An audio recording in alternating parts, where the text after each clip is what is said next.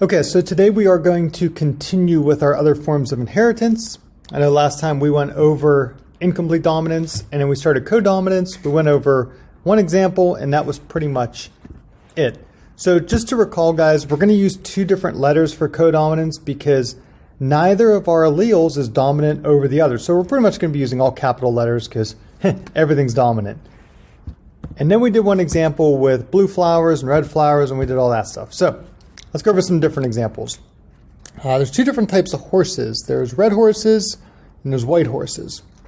Now, when they mate for the trait of coat color, we are going to have roan horses, and it's white with red spots, right? Something like that. So, in this example, we talk about roan horses at the beginning. Now, if we mated a red horse and a roan horse, so we're looking for the genotypic and phenotypic ratio. So we're doing a red horse and a roan horse. So the red horse, we're going to have big R, big R. For the roan horse, we are going to have one of each allele. We're going to have a capital R and a capital W. There's your roan. So let's carry them all over. Get your genotypic ratio. So we're going to have 2 being big R, big R. We are going to have 2 being big R, big W. And we don't have any WW. For a phenotypic ratio, we are going to have, so 2 big R, that's going to be 2 red. And big RW is going to be our roan color. And then we don't have any white at all. All right. So before we get to blood typing,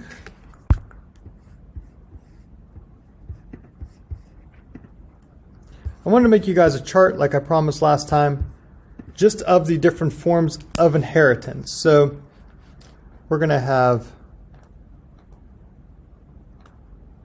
complete dominance,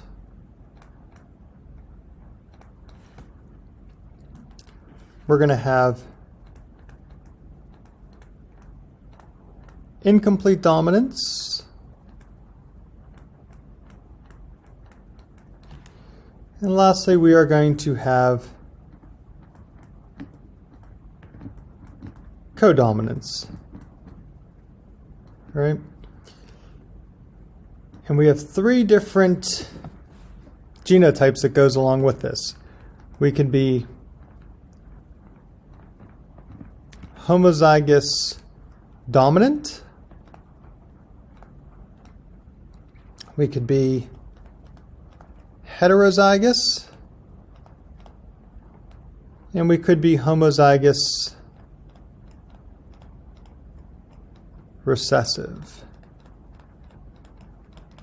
Okay, so let me make some lines in here just to separate everything so I don't get too confusing with how I draw things. Yeah, good enough.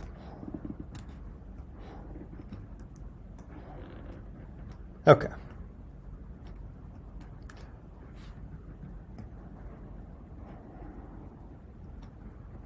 All right, so let's say that, I don't know, blue is dominant to yellow, and that's what we're going to go by. Now, I'm going to do the same problem 3 different times. I'm going to do it with codominance, incomplete dominance, and complete dominance. So, like I said, blue is dominant to yellow. Let's just concentrate on complete dominance here. If the problem says blue is dominant to yellow, and it's inherited by complete dominance, our heterozygous dominant is going to be blue. Our homozygous recessive is going to be yellow. And our heterozygous is going to be blue. Because in complete dominance, the dominant allele masks the recessive allele. In complete dominance, the homozygous dominant doesn't change. It's still blue. The homozygous recessive does not change. It's still yellow. For all these forms of inheritance, and I can't stress this enough, only the heterozygous genotype changes the phenotype. So only in the heterozygous genotype does the phenotype change. So this one, we're going to blend them. So we're going to get green. Let's do codominance. Once again, the homozygous dominant does not change. The homozygous recessive does not change. The heterozygous, this is the one that is going to show both phenotypes. I'm just going to make one up here. We're going to say it's going to be blue with yellow spots. Could be stripes, it could be yellow with blue stripes, it could be yellow with blue spots. It doesn't matter. But you could see there, if it's blue with yellow spots, I get to see both phenotypes in there. So here's a nice chart, guys. If you want to take a picture of this to help you study, it's a good idea. This will just help you to see the difference between the 3 different forms of inheritance that we've gone over so far. All right. So following this, guys, we're going to go over blood typing. And blood typing is difficult. I'm going to try to take it very slow with you. The understanding of blood typing, the knowing what A, B, and O, that's not hard. Doing the Punnett squares and doing the phenotypes are slightly difficult because blood typing combines complete dominance and codominance together. Okay, so let's get it. We're good here, did all that. Let me just skip ahead here. Okay. So for blood typing, we are going to have 3 different alleles we can choose from. So far we only had 2 different alleles. We had dominant, we had recessive. For codominance, we had still 2, but one was codominant with the other one. They were dominant together. Blood typing, we are going to have 3 different alleles to choose from. Now, things do not change with your genotype. Anytime for anything in your bodies, your genotype is made up of 2 alleles. That's it. So even though we have 3 alleles to choose from here, we're only going to use 2 to make up your blood type. Okay? So our 3 are A, B, and O. A and B, I'm going to write it. I'm going to write it for the visual learners because you guys are going to need this. So A and B are codominant.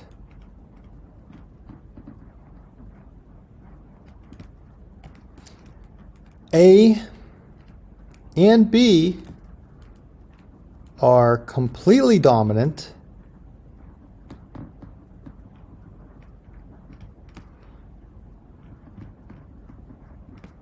Over O. Okay? So, A and B are codominant, so neither one of them is dominant to one another. However, O acts recessively if it's paired with A or B. O can also be with another O and be homozygous recessive. Okay?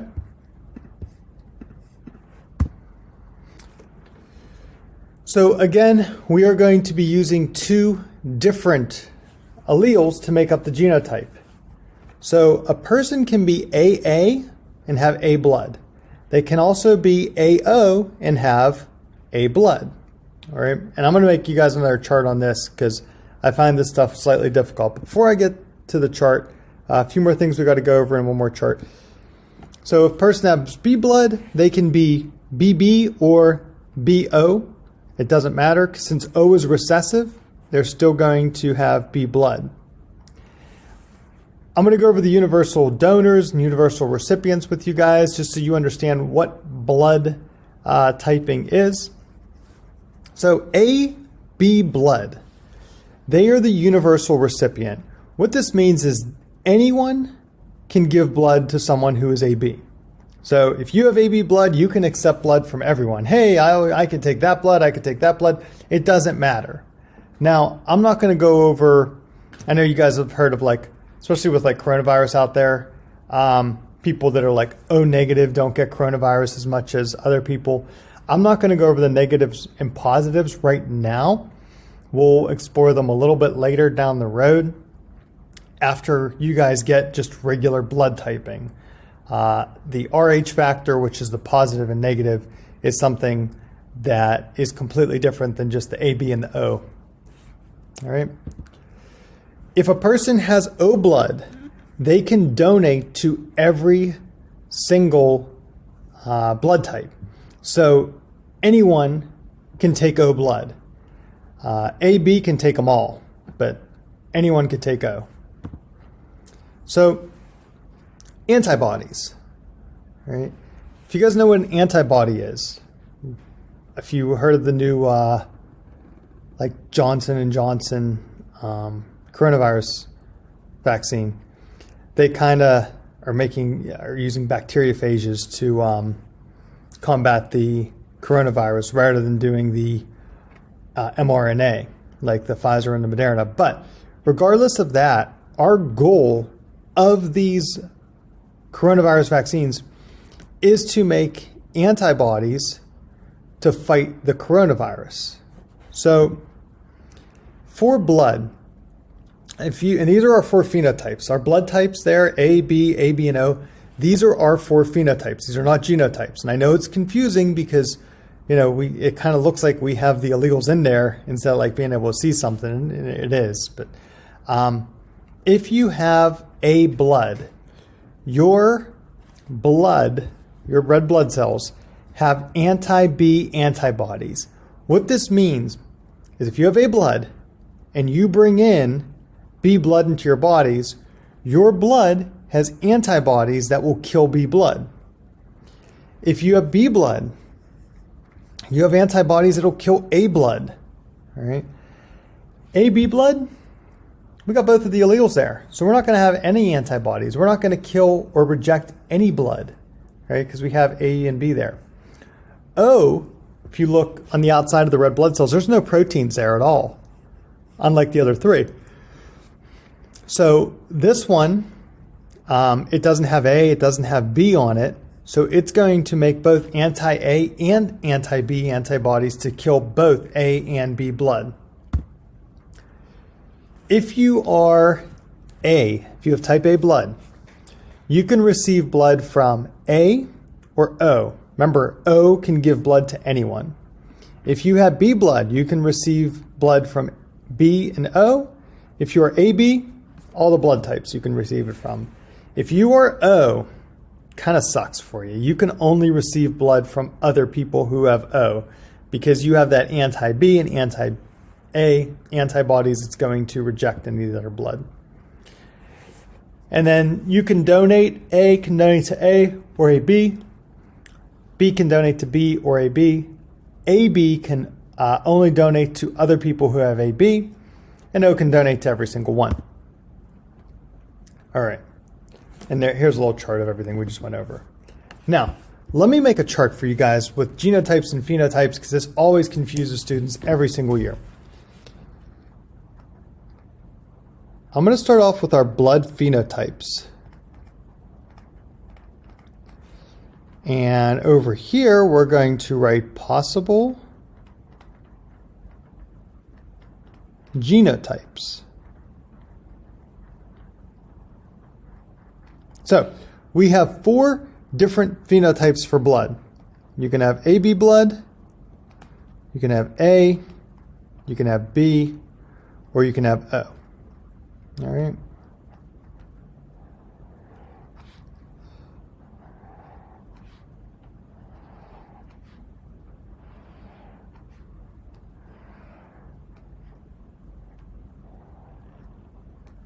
If you are AB, your only genotype you can be is AB because you have 1, 2 alleles here. And you guys know for a genotype, we can only have 2 alleles. For A blood, you can either be, again, we need 2 alleles here. You could be AA or you can be AO. O is recessive. So even if we have that O there, the A masks it. All right. If you are B blood, you could be BB, or you could be BO. Once again, the O is recessive. It's going to be masked by the B. And if you are O, which is a recessive blood type already, you can only be double O's. Okay? So hopefully this helps you guys a little bit with relating the blood phenotypes to the blood genotypes.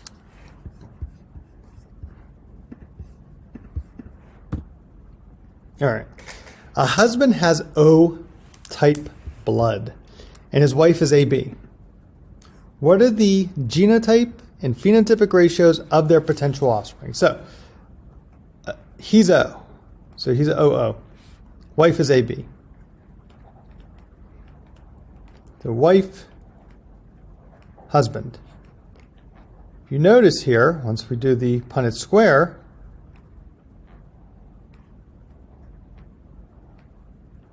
none of the kids are going to have either of the blood types of the parents. So our genotypic ratio, and I'll write the long one out. You guys don't have to. We're not going to have any that are AB at all. Okay, actually, let's just write what we got. Genotypic ratio can get really long for this if we write them all in. We are going to have 2 that are AO. We are going to have 2 that are BO. Now the phenotypes of the parents are going to be AB for the mom or wife and O for the husband or dad. Our phenotypic ratio 2A to 2B. And that's it. So the dad, the husband was O, the mom was AB. None of the kids, there is a 0% possibility that one of the kids is going to have the same genotype as the parent, because they're either going to receive the A or the B from the mom, and they're definitely going to receive the O from the dad, since the dad is OO. You know, so there you go. They're always going to get that recessive O. Oops, I already did that for you guys. Okay. A husband is heterozygous for A blood. So heterozygous, A is either AA or AO. Heterozygous would mean they would be AO. Wife is heterozygous for B. That means she would be BO. Genotypic and phenotypic ratios there.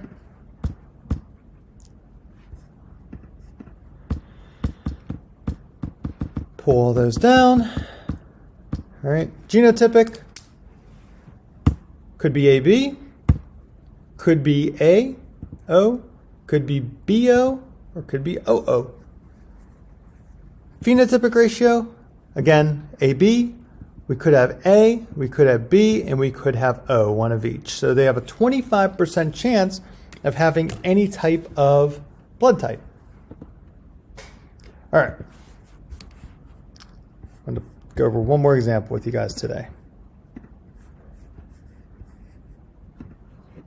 And then we'll call it a day. All right. Let's say a mom is O blood, and we are positive on this. We are positive that the mom is O. Let's say the dad, let's say he's A blood. Okay. Let's say they have a kid together. So they have a nice candlelit dinner. One thing leads to another, and now they have a kid. Their child has AB blood. What happened? Is this correct? Could this happen? All right. There's a lot of possibilities we could think of, guys. All right. Did the dad cheat on the mom? Did the mom cheat on the dad? Could this be their kid? Could the hospital have made a mistake and gave him the wrong kid? All right. Now, what I'm going to do to solve this problem, I'm going to erase these. We're going to make the mom, I said the mom was O.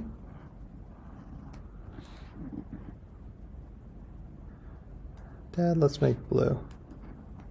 think I said A.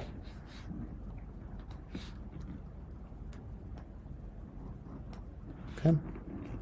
So the mom is O. So I'm going to write her on top of a Punnett square. The dad is A. Now we don't know the dad, it could be AA or AO, but we are positive that he has A blood. So I'm just going to use, we'll do both, but I'll just use AA to start off. If we do the Punnett square, and again, I'm using colors on purpose here so we can see what's going on. All of these kids, no matter what, they are going to be A blood. Let's try the other one. Let's say if the dad, let's try the dad as being AO instead.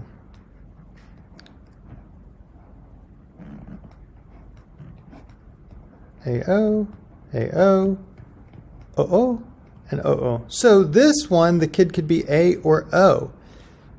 But there is nothing down here with AB. All right? Well, let's look here. The mom, because we're worrying about, like, I guess, I don't know, adultery right now. Worrying about, you know, the mom running around on the dad or the dad running around on the mom. But look, if we're sure that the mom is O blood, we know that the mom has to give one of those O's to the child, no matter what. And we know for sure that that kid is definitely, you know, the mom's kid. We know that, you know, obviously the mom had a baby that day. So we know that her baby that she had that day has to have an O no matter what, because she has O blood. She only has an O allele to give to that child. So this right here, you know, the mom's probably, or the dad's probably yelling at the mom that, oh my goodness, you cheated on me, this isn't my kid. And the dad's half right. It's definitely not her kid. And it's not his kid either. But what happened here, guys, is definitely the doctor screwed something up, because there is a 0% chance that that child could be from that mom, that woman, because she only has an O to give. So if you ever see something like this, you got O blood, and you got a, you know, if you're a woman, you got a kid and it has AB, that ain't your kid. All right. So just kind of a cool example. I think sometimes we're, you know, quick to jump on, you know, oh my goodness, he cheated on her, she cheated on him. Maybe the doctor screwed up. You know, maybe there was no infidelity even there. But it's kind of cool where you could do these Punnett squares and kind of determine what's going on and who made the mistake just based on something like this. All right, guys. We'll do a little bit more with blood typing next time, and then we're going to go over pedigrees. Have a good rest of your day.